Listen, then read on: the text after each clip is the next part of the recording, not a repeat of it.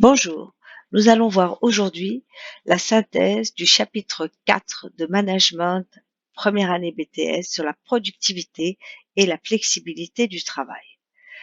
La productivité du travail.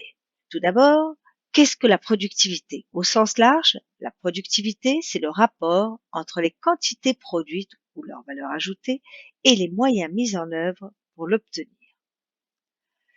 Quels sont les différents indicateurs de productivité? On distinguera les indicateurs de productivité physique ou indicateurs de rendement et les indicateurs de productivité en valeur.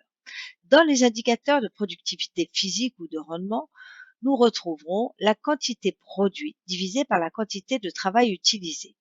Dans la restauration, on peut utiliser le nombre de repas ou de plateaux divisé par le nombre d'heures travaillées. Dans l'hôtellerie, on retrouvera le nombre de chambres disponibles ou louées divisé par le nombre de salariés ou le nombre de chambres louées divisé par le nombre d'heures du personnel d'étage, par exemple.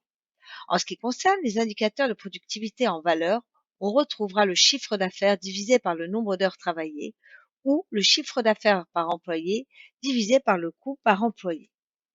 Quelles sont les différentes formes d'organisation et la flexibilité du travail? Grand A, l'OST, l'Organisation scientifique du travail, avec Frederick Winslow Taylor.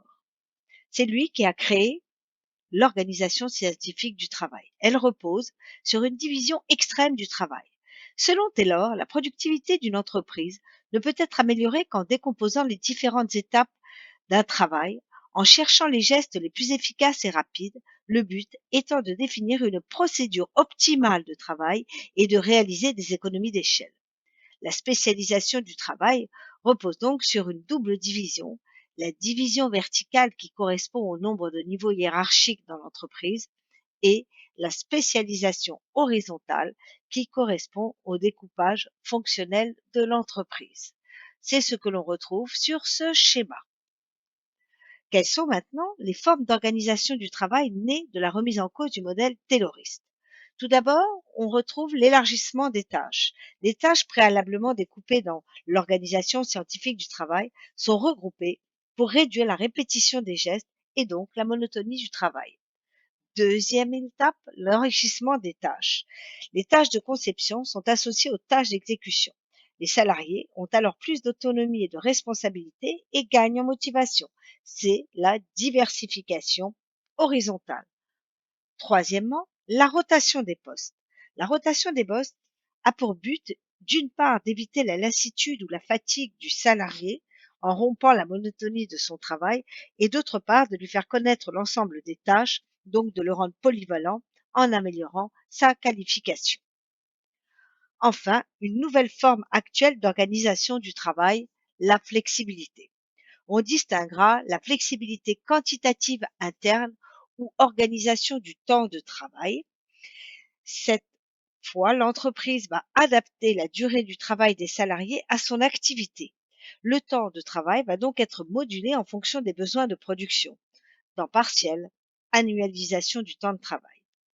Deuxième flexibilité, la flexibilité quantitative externe ou recours à l'emploi précaire. En fonction du niveau d'activité de l'entreprise, celle-ci peut avoir recours à des contrats précaires permettant à un moment donné d'avoir davantage de main-d'œuvre.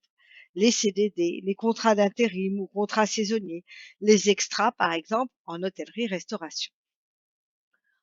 La flexibilité qualitative ou polyvalence des salariés est le fait de procéder à l'élargissement et l'enrichissement des tâches, ce qui a engendré une nouvelle polyvalence des salariés en réduisant leur spécialisation. Ainsi, les salariés peuvent changer de poste en fonction des besoins. Exemple, hausse d'activité, prise de congé des collaborateurs.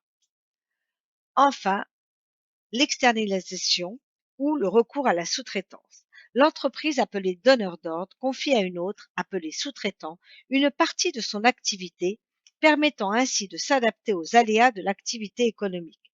L'entreprise devient alors très réactive car elle peut adapter son offre de production de manière très rapide. Je vous remercie pour votre écoute et vous donne rendez-vous très prochainement.